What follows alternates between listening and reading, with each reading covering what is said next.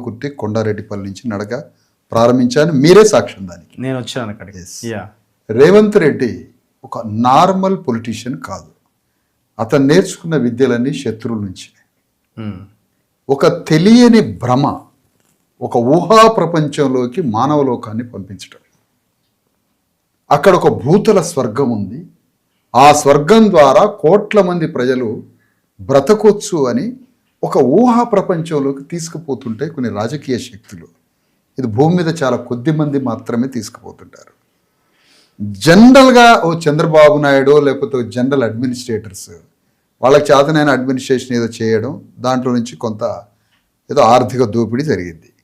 కానీ ఒక మోడీ, ఒక చంద్రబాబు నాయుడు, ఒక రాజశేఖర్ రెడ్డి, ఒక కేసీఆర్, ఒక రామ్ గోపాల్ వర్మ, వీళ్ళందరినీ మిక్సీలో వేసి తీస్తే రేవంత్ రెడ్డి బయటకు వెళ్తాడు. రేవంత్ రెడ్డి